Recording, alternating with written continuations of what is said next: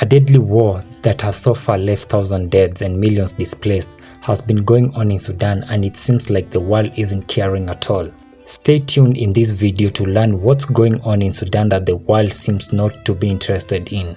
Aside from Sudan, many ongoing conflicts in the world include Russia vs Ukraine, Israel vs Palestine, Israel vs Iran, and the M23 rebels in Democratic Republic of Congo, etc. From my point of view, the wars in Africa seem not to be of any international interest. Is it because we are a third world continent, or rather a less developed continent? Now, back to the war in Sudan. It all started on Saturday, 15th April 2023. In fact, on that fateful month, it was Ramadan, a special month and one of the most sacred times for Muslims. The fighting was between the regular army and the Rapid Support Forces, a paramilitary force that was formerly operated by the government of Sudan. General Abdel Fattah al-Burhan, the de facto leader of Sudan, led the regular Sudan army, while General Mohammed Hamdan Dagalo, better known as Hemedti, led the Rapid Support Forces, RFS. Now, let's go back in 2021. Both General Abdel Fattah and General Dagalo jointly staged a coup that removed Sudan's longest-serving leader, President Omar al-Bashir.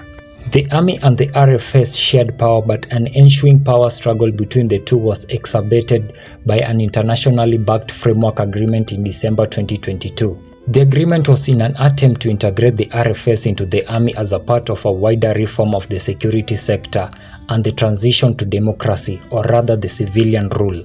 Unfortunately, both factions feared losing power in Sudan, partly because on both sides there are men who could end up at the International Criminal Court for war crimes committed in the Darfur region almost 20 years ago.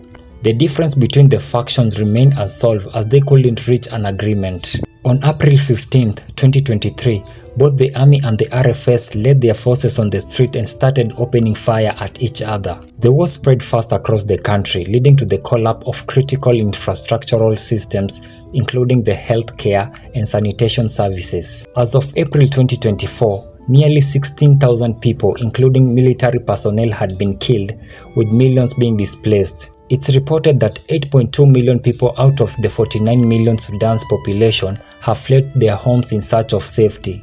The majority have fled to the neighboring countries, which include Chad, Egypt, Ethiopia, and South Sudan. The war has left the Sudanese population in a devastating condition as they need humanitarian assistance. Currently, several efforts are underway to bring the war in Sudan to an end, but as for now, hope for the end of the war seems to be so little.